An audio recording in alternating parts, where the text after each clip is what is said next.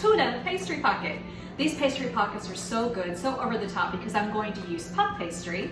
And I usually have on hand in my pantry roasted red peppers and Kalamata olives and canned or jarred tuna. I'm going to use a can o' tuna for this that I've drained very well. I want to make sure that there's not excessive liquid in this, so I made sure I drained it. And I'm just going to plop it in there, and that's good to go. I'm going to use probably about 2 ounces of goat cheese. You can use cheese or not cheese. This is really adaptable to whatever you want, whatever you have on hand. Now I'm going to need a full 12-ounce jar of roasted red peppers because I'm going to make a really awesome sauce to go with this. Awesome sauce, a great sauce to go with this. But I pulled out one of those roasted red peppers that I want to put in here. I'm going to save the rest for the sauce. And so that's been diced up, and that goes into my tuna. And also those Kalamata olives that I always have on hand. I've chopped up just a handful of those, and those go in there as well. I'm going to need a tiny pinch of salt. The olives are pretty briny and salty, so not too much, and I'm going to need a bit of pepper. And before I get too much further along, I'm going to need a shallot. Now, you may not have a shallot on hand. You probably have onions on hand, so use about this amount of an onion, which is, I don't know, maybe a quarter or less of a small onion. But I like shallots just because they're kind of fun size and they're easy to just chop up and get the right amount in here. That looks great. And that's gonna go into my tuna. My oven is ready. There we go. All right, and then I want to zest a lemon. I'm going to use the juice of this lemon for the sauce I'm gonna make. But for now, I want the zest. I don't want excess liquid in here. No soggy pastry pockets. But these kind of have a Mediterranean flair with all these flavors that are going in. You can mix up absolutely anything you want. You know, when you put it in puff pastry, it's gonna be good no matter what it is. With peanut butter and jelly in a puff pastry. How awesome. All right, and then I'm also gonna mince up a clove of garlic.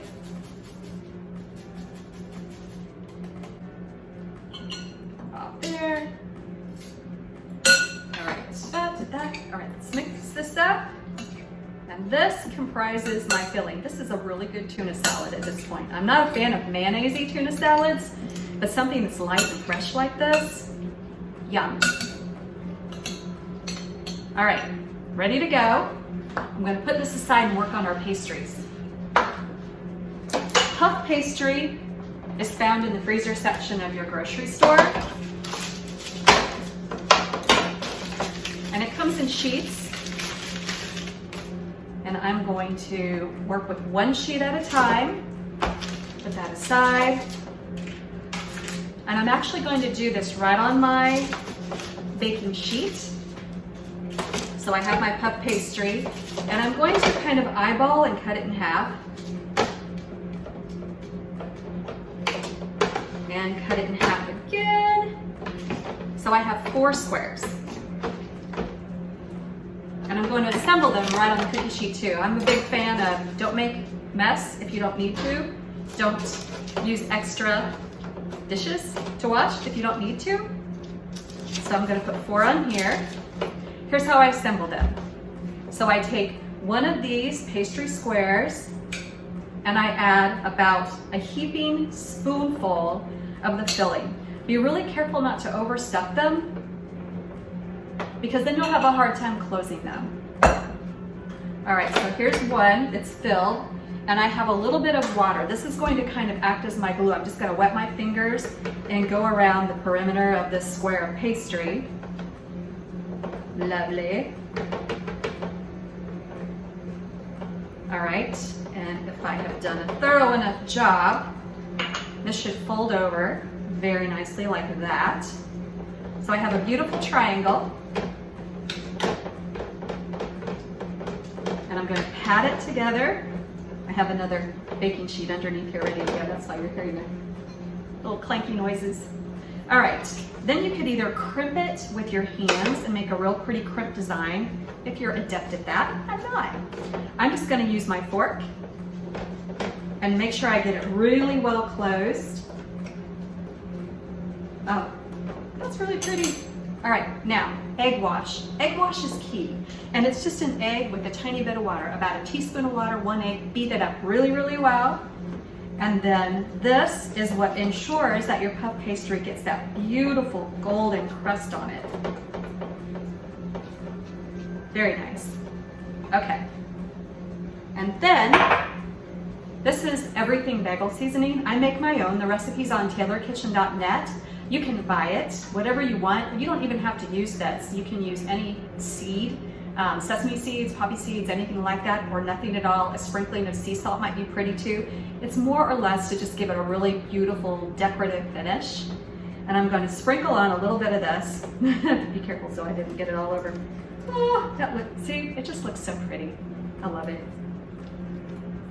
All right, and then I'm going to cut a tiny slit in this with my knife, just to let it vent and make sure the pastry's not going to explode in the oven.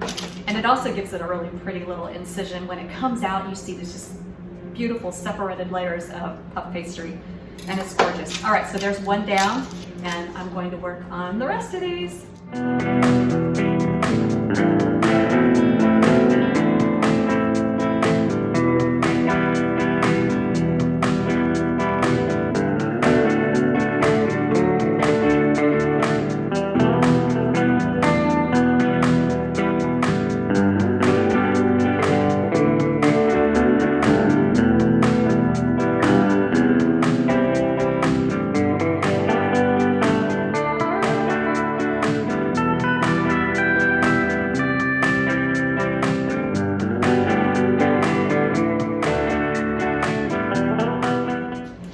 These are all ready to go into my 400-degree oven for about 20 to 25 minutes. They'll be golden and beautiful. Okay, onto the sauce, which is equally quick and easy. I told you I was going to use the remainder of that jar. It's a 12-ounce jar of roasted red peppers that I drained right here in my mini blender. All right, and then I need lemon juice. I'm going to squeeze it through my fingers just so that I don't get any of the seeds in there. This is a big lemon, so it's going to be really nice and juicy. So I think I'm going to need just half of this lemon. If your lemon is smaller, you might need the whole thing. Very nice. All right. All right, a pinch of salt. Pepper.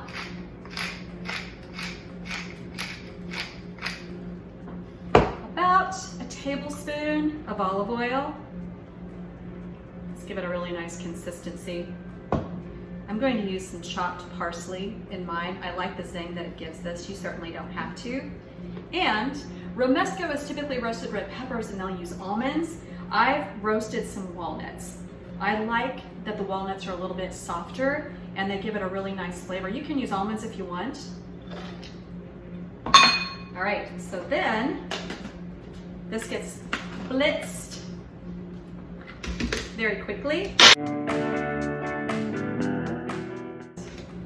Looks really pretty already. This sauce is so good. All right, and before I call it done, I'm just gonna give it a taste.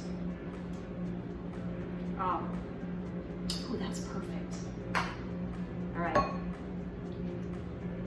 into my bowl. All right, let's just wait for these pastry pockets to be done and we'll try this all together. Okay, these are all done. They look so pretty. Nice and golden, just absolutely gorgeous. So I'm going to take one of these. Actually, let's put it on my board and we'll just cut it in half. As you can see, oh, the center. It's so crispy and crusty. That is absolutely beautiful. And serve it with this Romesco, or not. It's kind of up to you if you want it or not. And bear in mind, you don't have to use puff pastry. You can use pie crust, you can use the frozen rolls of things or the refrigerated rolls of crescent dough or biscuit dough. Anything will do. The puff pastry, I think, just puts it over the top, and it's gorgeous, lovely, flaky, delicious. Let's give it a bite. That's really good. And all using my pantry staples. What do you have in your pantry? I'm going to pack up the rest of these and take it to my in-laws. We're going to enjoy these this evening.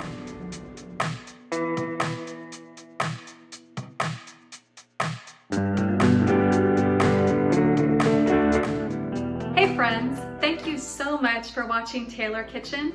For recipes and the stories behind some of them, go to TaylorKitchen.weebly.com. Thanks again.